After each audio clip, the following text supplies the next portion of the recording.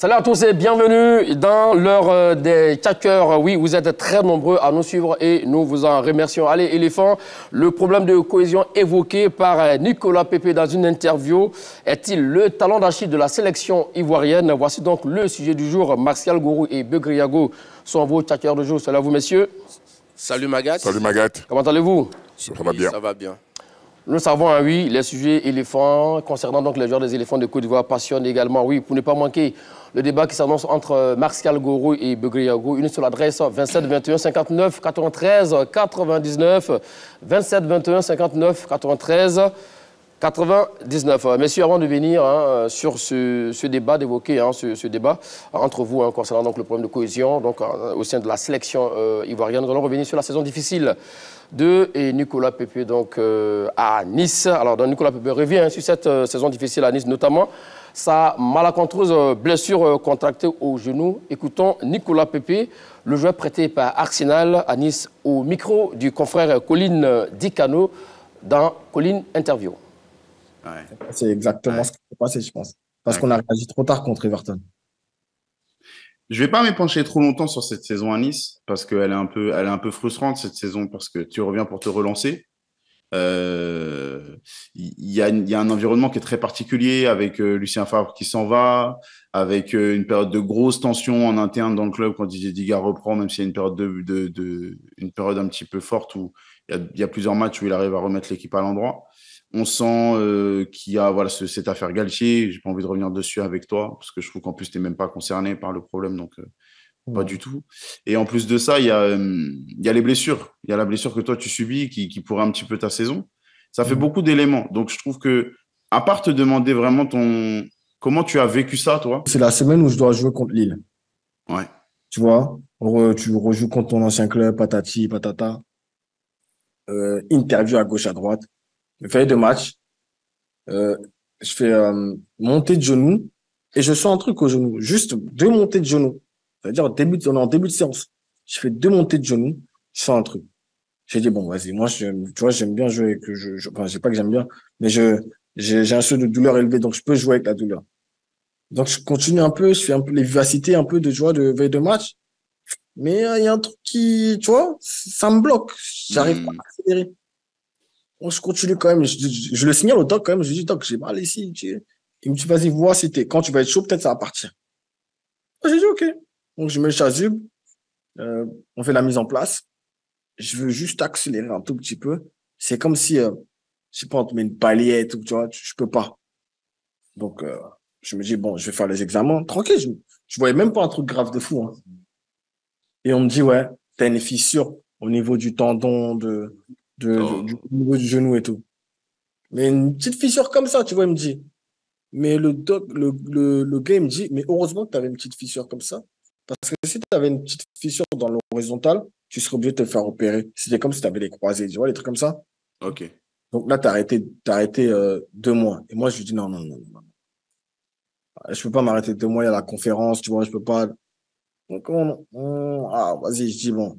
C'est ton genou, quand même. Le genou, tu vois, c'est délicat. Faut pas faire des trucs bizarres et tout. Je dis, bon, vas-y, je fais mon protocole de soins, tout. Je continue. 2 mois passent. Quand les 2 mois passent, je vais bien, tu vois. Mais comme je te dis, le genou, il faut que tu reviennes tout doucement, tranquillement. Donc, je rentre pour le match de retour de Conference League, 30 minutes. Après les 30 minutes, j'enchaîne. Je crois qu'on joue Lorient, 90. Quand je joue 90, je fais les entraînements normaux comme tout le monde. Après, on joue contre, je sais plus, Angers, 90. Quand je joue 90, entre-temps, je commence à avoir des signaux d'alerte en mode, j'ai un petit peu mal au genou, tu vois. Ouais. Réalisation, renforcement, tout pour compenser. Je fais confiance, tranquille. Donc, je continue. Entrée Angers, 90. 90, je fais la séance comme tout le monde. Là, ça tire un petit peu de fou, tu vois. Et mon genou, je sens qu'il est gonflé encore.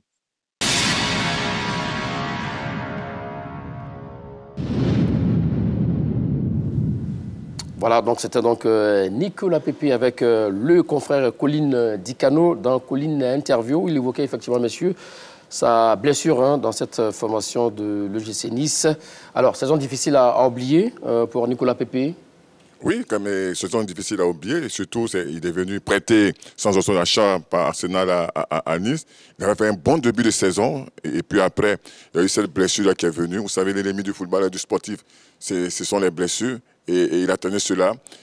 Pour moi, il ne s'est pas bien reposé. Il a voulu revenir rapidement parce qu'il était dans une bonne dynamique. Il a eu cette seconde blessure qui a plombé toute sa saison après. Je pense que vraiment, c'est une saison à vite oublier pour Nicolas Pepe. Pour lui, saison à vite oubliée. Et qu'en est-il pour vous, Martial Gourou? Je pense que malheureusement, c'est la blessure, ou bien les blessures sont inhérentes à la vie des footballeurs. Oui. Et c'est vraiment quelque chose qui freine l'élan des joueurs. Et on l'a vu là. Pépé était dans une bonne dynamique. Malheureusement, il est blessé et ça stoppe tout. Et donc, je crois que c'est regrettable. Mais bon, on espère qu'il va revenir à son meilleur niveau.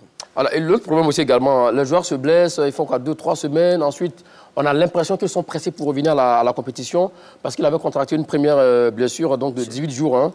Donc, on va dire presque 3 semaines entre le 29 février et le 12 mars 2023. Et après, il revient. Et patati patatra, quelques matchs après, il rechute encore. Donc, vous savez, concernant les blessures, c'est concernant aussi du côté où vous blessez, les genoux, les chevilles, c'est souvent très difficile. Vous pensez souvent que vous avez cette cicatrisation-là, et puis sur un mauvais appui, vous rechutez encore. Donc, je pense qu'il avait le OK du docteur pour reprendre la compétition. Mais vous savez, entre ce qu'on dit et la réalité du corps, il y a deux choses. Il reprend et il se rebaisse encore. Je pense que ça fait partie du métier. On peut vous dire que vous êtes guéri, vous sentez que ça va. Et puis après, une douleur, une blessure, quelque chose peut ressortir de derrière. Et c'est ce qu'il y a avec Nicolas Pepe. Il se sentait bien, il venait revenir, il s'entraînait bien. Il était, comme il a dit tout à l'heure dans l'interview, j'étais dans l'équipe, je me suis entraîné pendant 1 heure sans douleur. Et au 2 jours du match, il ressent une douleur. Donc ça peut arriver pour un sportif. Oui, Magat, oui. Tu sais, quand Pepe part d'Arsenal, il a été prêté sans option d'achat. Oui. Et naturellement, il veut se relancer à Nice. Donc il y a toute une pression. Et donc le garçon, avec la concurrence, et il veut réellement prouver sur le terrain. Et puis, j'ai écouté cette interview longuement hier nuit. Il y a aussi la pression de l'entraîneur. Hein, parce que l'entraîneur lui disait, est-ce que tu peux jouer? Est-ce que tu es prêt? Bon, donc naturellement... C'est l'un de ses meilleurs éléments. Oui, c'est meilleur tout, c'est normal. Donc naturellement, le joueur, il disait qu'il se ressentait de la douleur, mais il pensait pouvoir tenir son rôle. Malheureusement, il est retourné sur le champ. Ça n'a pas marché. Ça n'a pas marché. Vous, l'ancien joueur Begoyago, comment on s'y remet? Voilà. Non, mais il y a une seule chose, c'est le repos. Pour laisser la blessure se cicatriser. Il n'y a pas autre chose. Allez aux soins, vous reposez, et puis après, forcément, ça peut mettre du temps. Il y a des joueurs qui ont des blessures aussi graves, mais qui reprennent rapidement. Ce n'est pas été le cas de Nicolas Pepe, qui a mis du temps à revenir de cette blessure-là. Mais je pense que c'est le repos total. C'est le repos total. Vous le disiez, hein, mon cher Martial Gourou, il a été prêté par Arsenal. D'ailleurs, il a été mis sur la liste des joueurs devant être transférés par les Gunners d'Arsenal cette saison.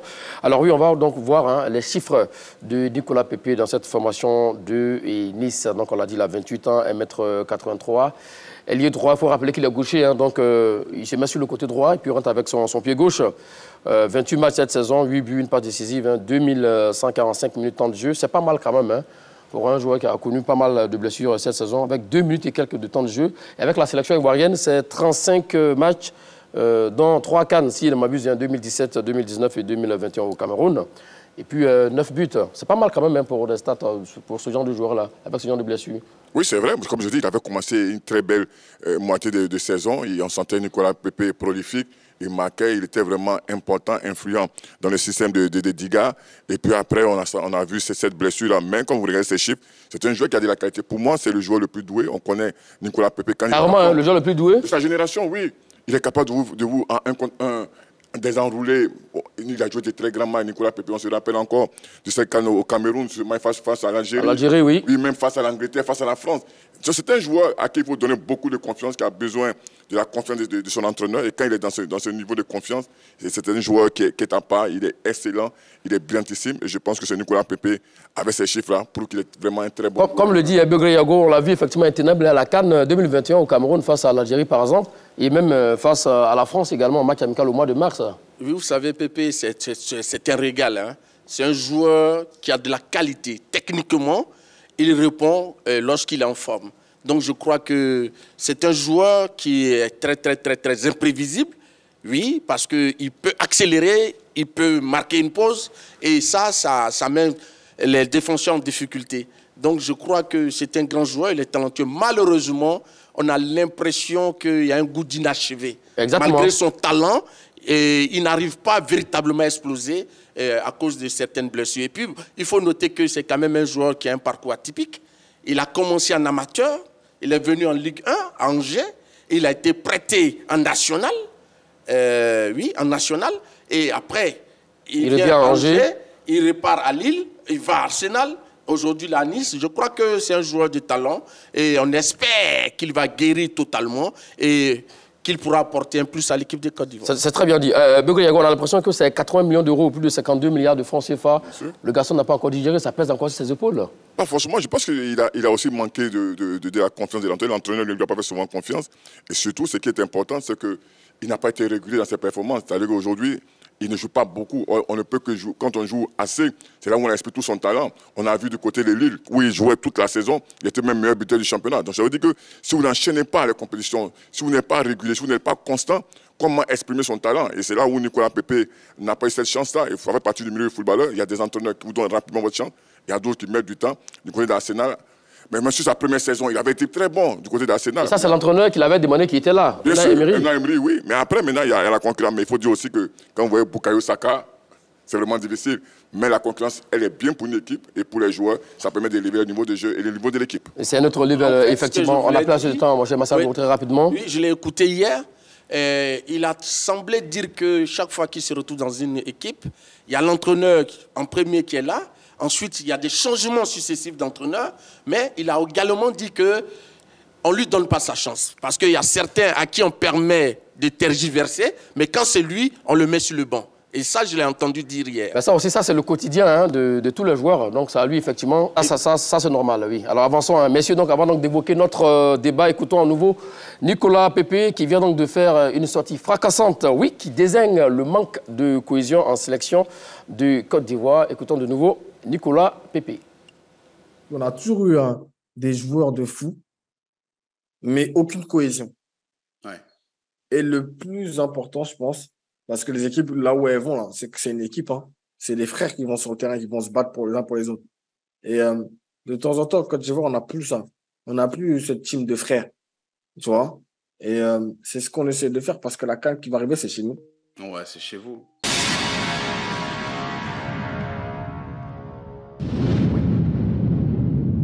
C'est fort, donc, de sens, c'est qu'il a dit, effectivement. Alors, d'abord, la première question, comme on l'a dit, le problème de cohésion évoqué par Nicolas Pepe dans cette interview, est-il le talon d'Achille de la sélection ivoirienne, Begoyago?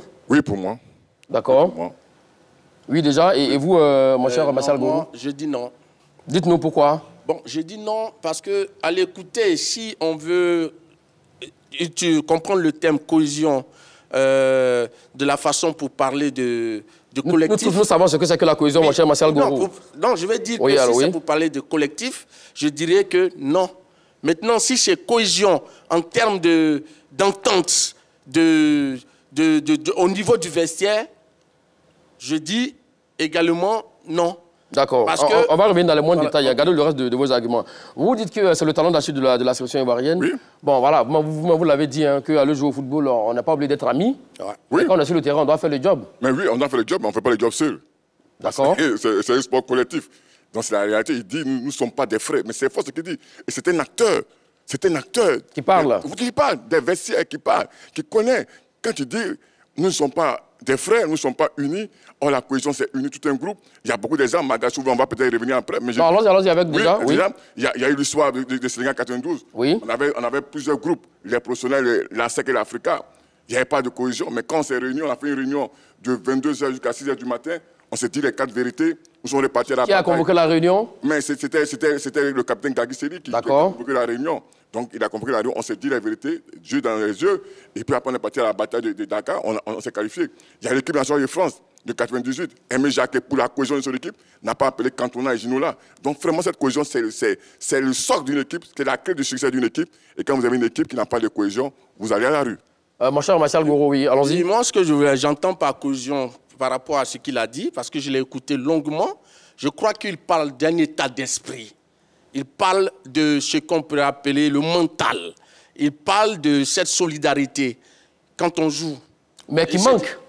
Et pas l'état d'esprit qui n'est pas là, le manque de solidarité qui n'est pas là, le manque de cohésion qui n'est pas là. Oui, mais je vais dire que oui, il a parlé de ça. Et peut-être que c'est ce qu'il demande au sein de l'équipe de Côte d'Ivoire. Oui. Mais en fait, je vais dire que ça ne peut pas constituer véritablement un frein, selon moi. Parce que quand on prend le collectif, pour dire que le jeu d'ensemble, à ce niveau, on a vu des équipes comme l'Espagne avoir un collectif bien huilé, mais ça ne les a jamais envoyés au sac. À quel niveau? L'Espagne a gagné la Coupe du Monde en 2000. Non, je veux dire que lors du dernier mondial, on a vu cette équipe d'Espagne-là avoir un football léché, avoir un jeu collectif, mais ça n'a pas donné. Par contre, on a vu d'autres nations où il y avait des individualités qui ont sublimé et qui ont permis à ces pays-là de gagner la compétition. Maga, quand on sublime, c'est qu'il y a un vivre ensemble qui est excellent, qui est extraordinaire. Qui est indéniable. Indéniable. On ne peut pas avoir un collectif, on ne peut pas aller gagner une compétition, être performant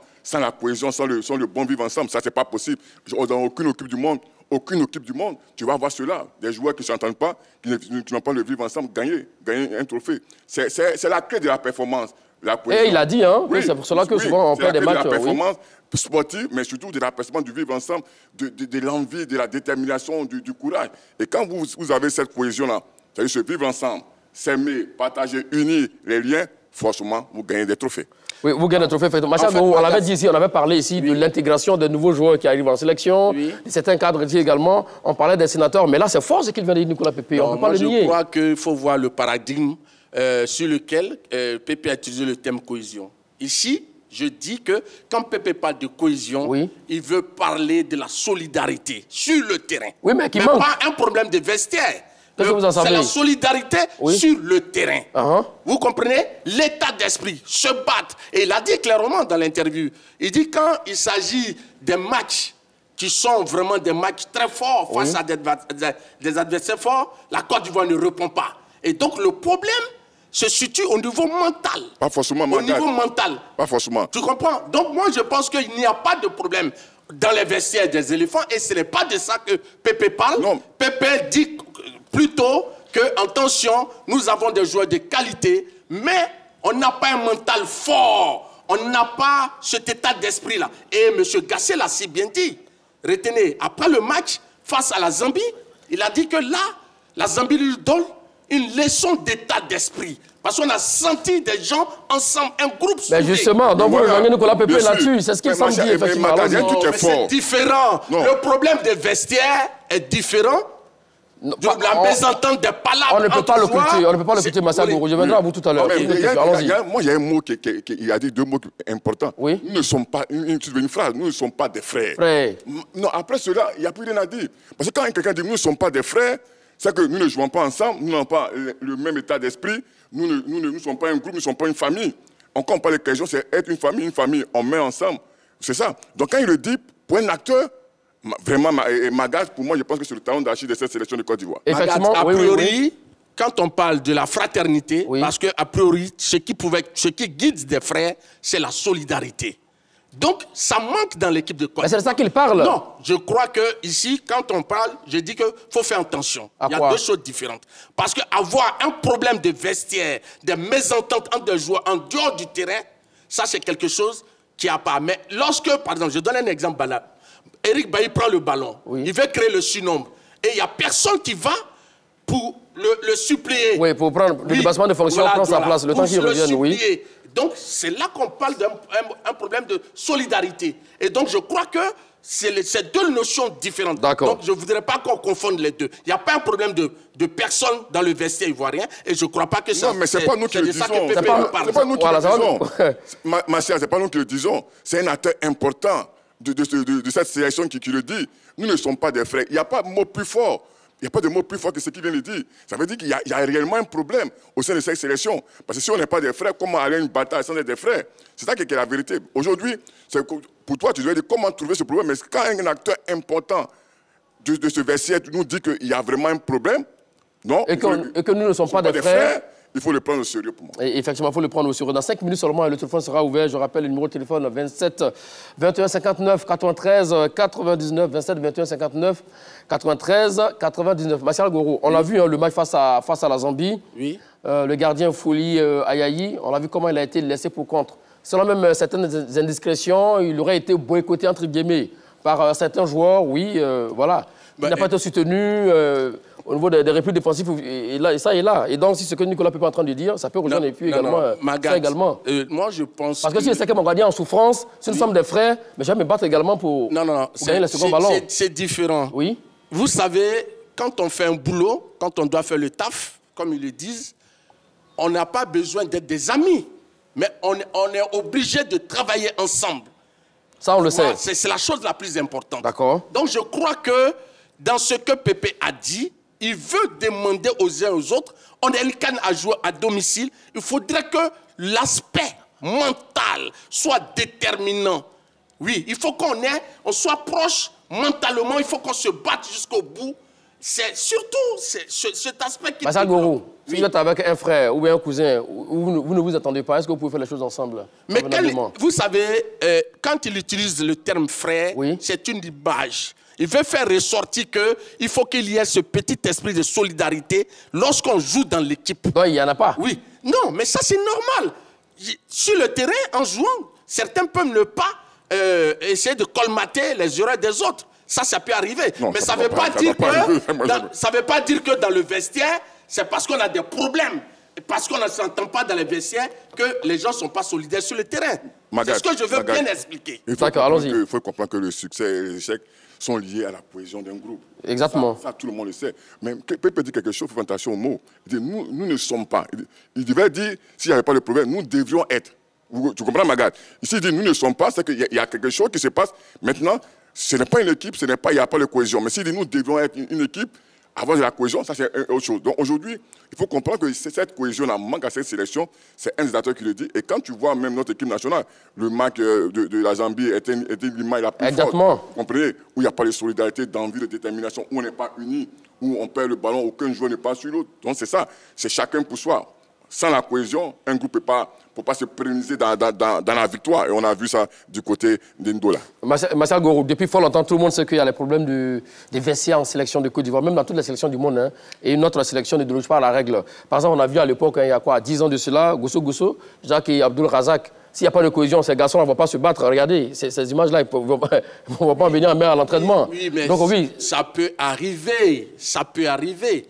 On nous a dit... Mais c'est pas une seule fois, on a même vu au mondial également. On nous a dit ici tout le temps qu'il y avait une histoire entre Didier Drogba et Yaya Touré. Mais on l'a vu lors de l'élection, la présidente de la FIFA. Yaya Touré, il allait dans quel bord? Celui qu'on prétendait... Mais dans tous les cas, les deux n'étaient plus sur le terrain. Celui qu'on prétendait être son ennemi. Oui. Vous comprenez? Donc je vais dire qu'il y a des gens qui veulent forcément créer des divisions au sein du vestiaire. Donc Nicolas Pepe veut créer la division? Il en a parlé. Je dis que ce n'est pas le cas. D'accord. Il n'y a pas de problème dans les vestiaires des éléphants. Parce que s'il y en avait, ceux qui sont responsables de cette équipe allaient en parler. Donc, pour l'instant, je ne crois pas qu'il y ait un problème dans les vestiaires.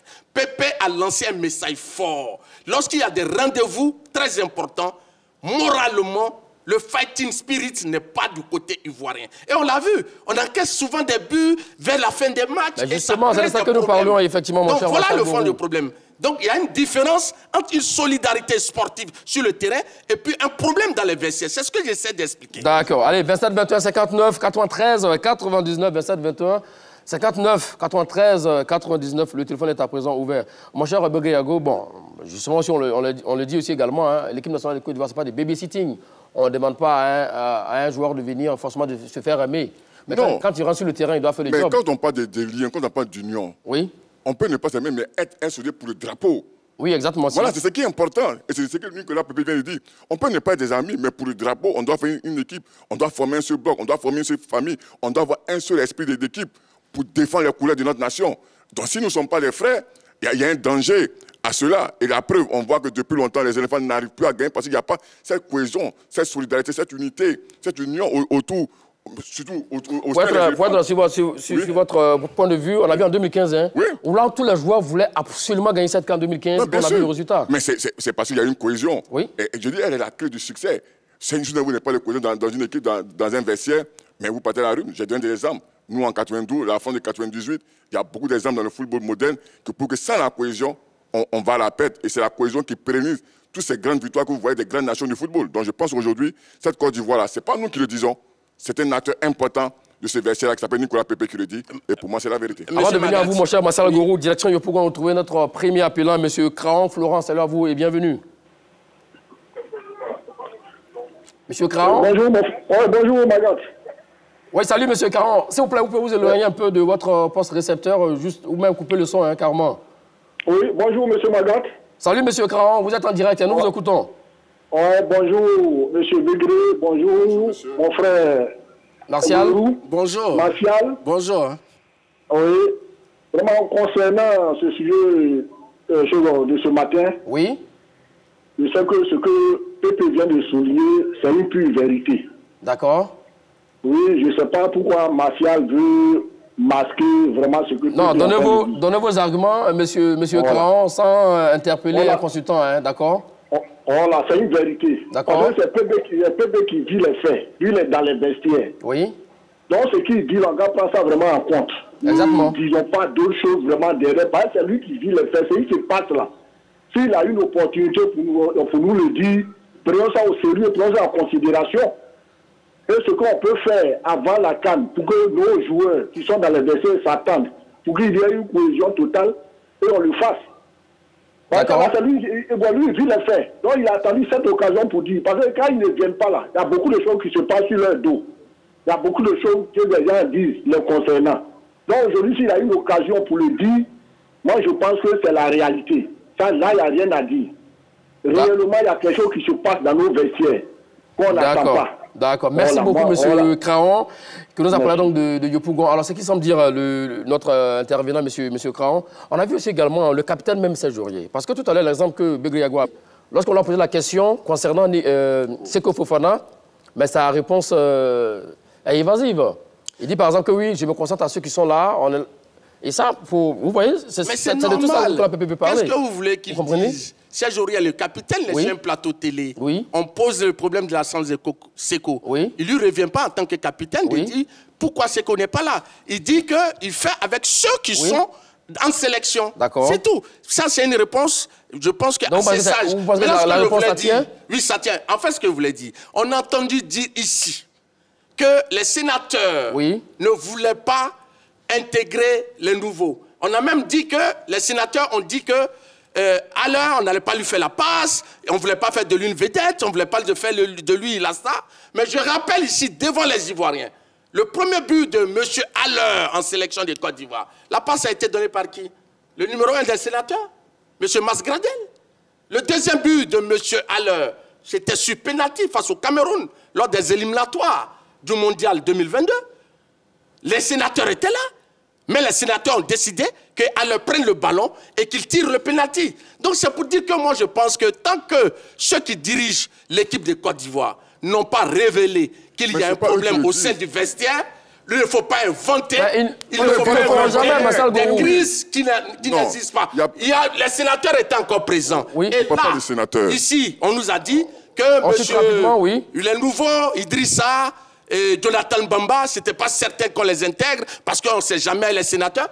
Mais les sénateurs étaient assis sur le banc de touche et les nouveaux Bamba et Idrissa ont été titularisés. Donc je vais dire que parfois, quelquefois, tout ce que nous devons rechercher, c'est la cohésion, l'union autour de l'équipe. Mais il ne faut pas créer de toutes pièces des histoires qui n'existent pas. Personne ne crée des histoires de toutes pièces également. Allez, direction ensemble de droit, mon cher Begriagua, on reviendra à vous tout à l'heure. Retrouvez M. Koné Mamadou, salut à vous et bienvenue.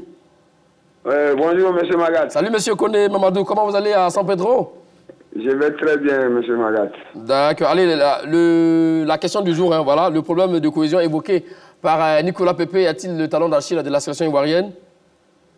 Bien avant, j'aimerais saluer M. Begré Yabou Eugène. Bonjour, M. Koné. Ancien sociétaire de l'Africa Soir d'Abidjan. Merci beaucoup, M. Koné. Bonjour, M. Koné. Bonjour.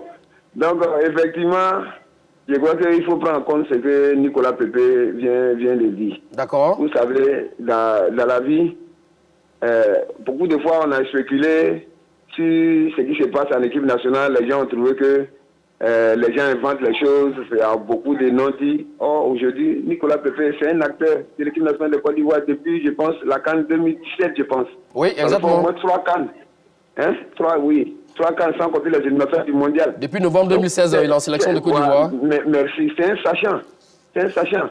Donc, moi, je pense qu'on n'a pas besoin même de polémiquer sur ça. Au contraire, on doit se servir de ça pour trouver les mots ou bien pour trouver les solutions à nos problèmes. Exactement. Voilà, c'est un truc, c'est réel.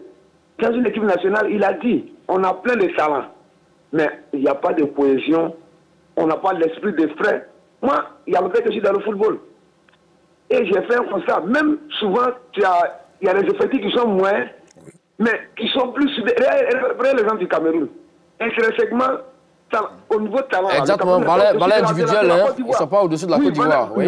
Merci, ils ne sont pas au-dessus de la Côte d'Ivoire. Mais ils ont une... Et c'est de ce qu'on a besoin. Vous avez remarqué, regardez un jeu comme Sérédié. Vous voyez pourquoi les Ivoiriens ont aimé Sérédié? Parce qu'il a toujours... Il s'est toujours surpassé. Il a... Vraiment, je ne sais pas, les mots, mais vraiment, il faut prendre ça en considération. Ouais, vous êtes ému, hein, monsieur Koné Mbadou. Il faut prendre ça comme une polémique. On dit que non, ce qu'il a dit, ce n'est pas vrai, c'est faux. Moi, je pense que la fédération et le sélectionneur doivent tenir compte de ça. Il y a des joueurs qui ont du talent, mais qui ne sont pas prêts pour se battre pour les autres. Il faut les mettre en remplaçant. Ceux qui ont envie, qui ont fait, vous les mettez, ils vont faire le job, et puis après, les solistes là, ils peuvent nous apporter quelque chose quand on en aura besoin. Mais pour qu'on ait une équipe solide, parce que c'est une équipe solide qui va au bout, hein, c'est pas les artistes là qui vont aller au bout. Hein. Et remarquez quand on joue, on met Pépé et Zaha, c'est les meilleurs. Mais est-ce que vous remarquez que dans les tâches défensives là, ils ne révèlent pas exactement suffisamment les latéraux? Bien de fois, on a eu ce problème-là. On a eu ce problème quand ils perdent le ballon, ils ne jouent plus. Non, ou bien voilà. quand ils arrivent même à déborder sur le côté. Monsieur Koné, voilà, nous avons compris un peu la quintessence de votre intervention. Mais ils ne font pas les centres. Voilà. Merci beaucoup, monsieur Koné, qui nous appelle donc de la ville de San Pedro, qui a beaucoup à dire sur ce sujet. Il a dit quelque chose d'intéressant aussi également. Nicolas Pepe même qui parle de manque de cohésion, ne sont pas des frères. Mais c'est l'un des premiers joueurs à marcher sur le terrain. Oui, mais perd le ballon. Donc ça veut dire que ce qu'il dit est vrai. Et ça doit être pris en considération. On va commencer par lui-même. Non, c'est ça, mais c'est lui-même qui le dit. S'il le dit, c'est qu'il est le premier. On dit quand vous parlez aux autres, vous parlez indirectement. Donc il parle à lui-même. D'accord. C'est important de savoir que aujourd'hui, quand il a dit un truc important, quand vous regardez en 92, vous regardez la perte des talents du côté du Nigeria. Si tu dis Ghana aussi? Non, le Nigeria mettait au-dessus quand même. D'accord. À Monkachi, vous avez fini de Sandé Olysée, Tedio Okocha. Mais dans l'envie de la détermination, les Ivoiriens ont été au-dessus et sont les gagnants de la CAN. Donc c'est vrai ce qu'il dit, qu'il y a une cohésion, ça amène l'état d'esprit, ça amène la détermination, l'envie de se battre chacun pour l'autre. Et ça crée un groupe, ça crée un esprit, ça crée une famille. Donc pour moi, Nicolas est dans le vrai, c'est lui-même qui est un des acteurs importants en le disant, il touche du bois, effectivement. Et c'est la sonnette d'alarme qui lance à tout le monde. Mais effectivement, mon cher Martial Gourou, Monsieur Magat, oui. moi je pense qu'il ne faut pas prêter des intentions à Nicolas Pepe. Nicolas Pepe, en parlant de cohésion, fait référence à la motivation, à l'état d'esprit, à l'envie, à la volonté. Mais tel que les choses sont en train d'être dites, ça donne l'impression que, quand Pepe parle de cohésion, c'est qu'au sein du groupe éléphant, il y a des problèmes entre joueurs. Et c'est ce qui déteste sur le terrain. C'est pas le cas. C'est ce que je suis en train de dire. C'est pas le cas. C'est pas vrai. D'accord. C'est pas juste. Mais en disant qu'ils ne sont pas des frères, qu'est-ce qu'il veut dire, Non, quand ils disent que ce ne sont pas des frères, c'est que l'esprit de fraternité, ça appelle à se battre ensemble. Ça veut dire quoi? La solidarité, être soudé.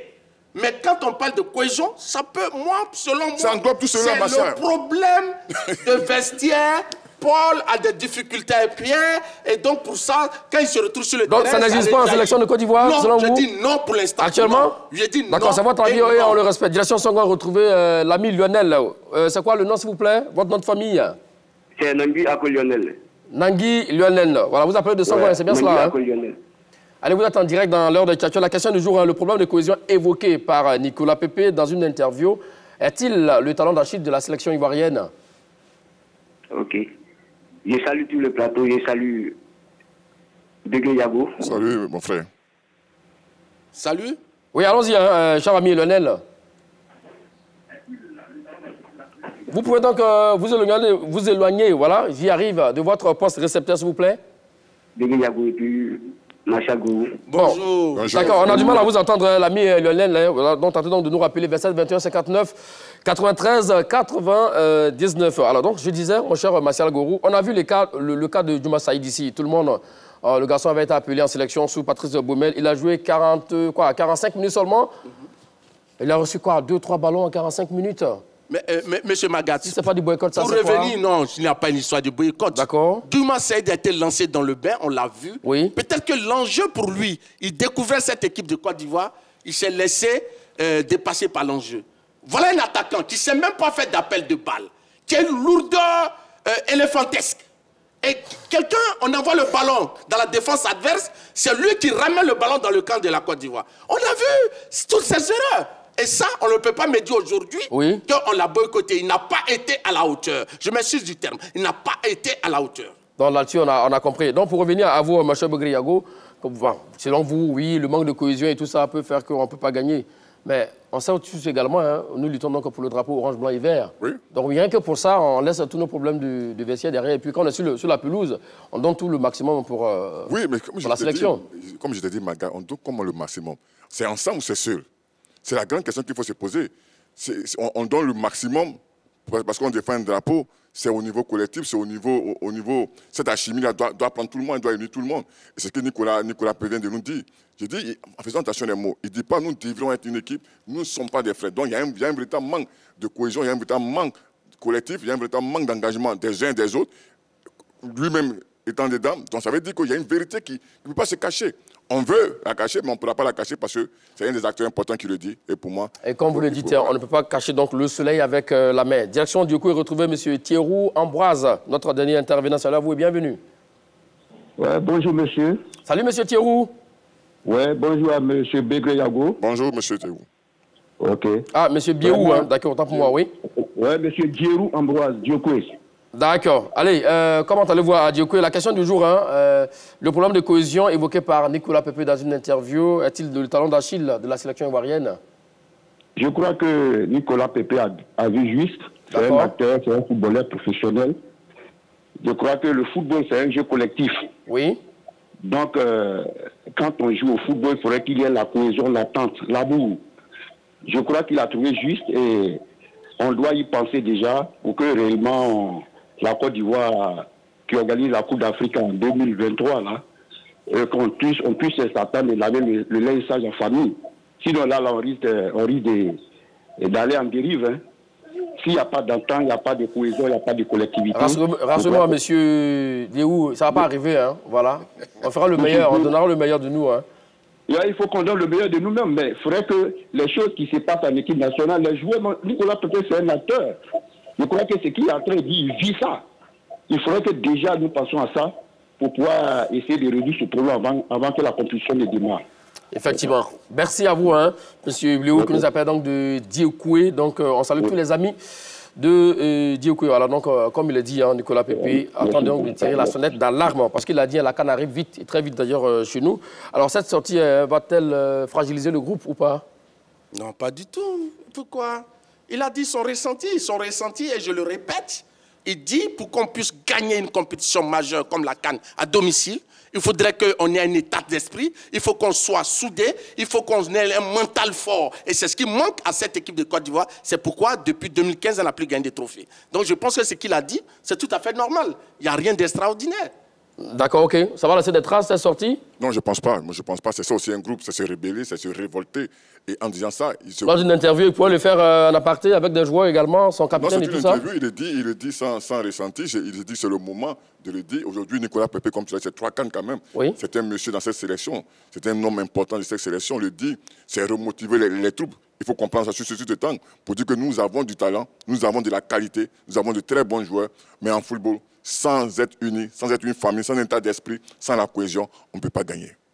Avec lui, sans la cohésion, on ne peut pas gagner. Et ça va laisser des traces au passé de sortie? Cette cohésion, en termes de solidarité sur le stade, sur le terrain, sur l'aire de jeu, oui, sans cohésion, on ne peut pas gagner. Mais je ne parle pas de cette cohésion où on veut faire croire que dans les vestiaires des éléphants, des gens sont divisés. C'est de ça que je parle. Oui, la cohésion en termes de soutien, de morale, d'impact, oui, Ça, D'accord, ok. Alors, il a ouvert la boîte de Pandore, notre ami Nicolas Pepe.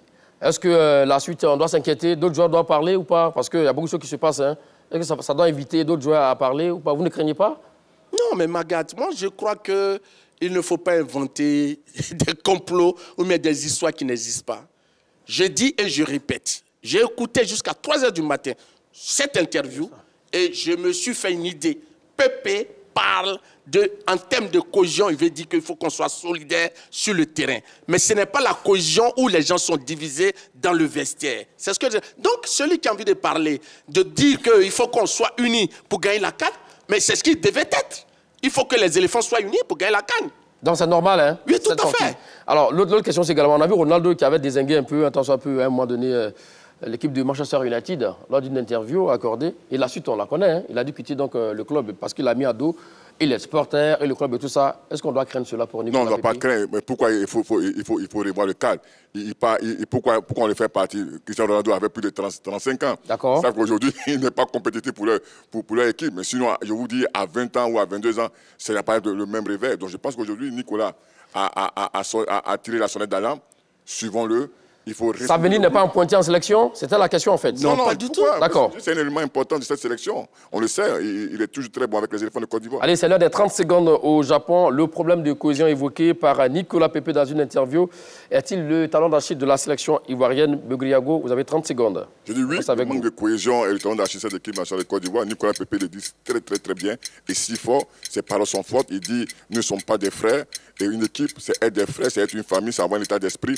On a vu beaucoup de nations qui ont du talent, qui ont des joueurs de très grande qualité, qui n'ont pas gagné la Coupe d'Afrique pour ce manque de cohésion, d'envie, de détermination, mais surtout cet esprit d'équipe qui a toujours fait défaut. Donc en disant cela, Nicolas Pepe tire la sonnette d'alarme et nous devons le suivre.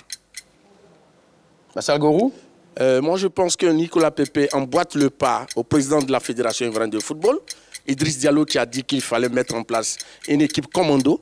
Il emboîte également le pas à l'entraîneur qui a dit qu'il allait mettre en place une équipe commando performante. Et quand on parle d'un commando, c'est un groupe de personnes qui apparemment mènent une mission impossible, mais qui la réussissent. Donc la Côte d'Ivoire, avec son équipe commando, va gagner sa CAN à domicile. Ben, voilà, donc messieurs, vos arguments sont enregistrés. Hein. Donc on invite nos chers amis téléspectateurs donc, à parcourir la page Facebook officielle de la 3 et nous dire entre Martial Gorou et Begriago qui a été donc le plus convaincant. Messieurs, c'est la dernière émission de cette saison. Voilà, que retenez-vous de cette saison? Oui. Saison de haute tension, saison prolifique. C'est vrai, il y a eu beaucoup de débats, ce qui a enrichi le milieu du football. Nos analyses ont permis à certains en train de changer. C'est ça le but, ce n'est pas pour incriminer... Vous avez tordu le cou à certains sélectionneurs. Nous allons nous préparer pour la prochaine saison parce qu'il a déjà tout dit. Et donc, notre devise, c'est de servir les téléspectateurs de la 3. Merci de nous suivre et à très bientôt. Ben voilà, en tout cas, merci à tous les tchatcheurs durant donc, cette saison qui ont été énormes ici. Mais oui, une pensée pour Chalio, Demandé, Saint-Séverin, Dagochal. Et bien sûr, sans oublier, hein, vous, les téléspectateurs, nos juges, hein, voilà, et internautes ici également. Vous avez été vraiment très prompteux et très, comment dirais-je, voilà, présent, voilà, tout au long de cette saison. Allez, passez de très bonnes vacances. On se retrouve très vite pour d'autres moments magiques sur les antennes de la 3. Merci à vous donc, Begriago. Merci Magat. Merci à vous donc, M. Martial Gorou. Allez, merci à tous et à toutes de nous avoir suivis. Bonne suite de programme sur les antennes de la 3.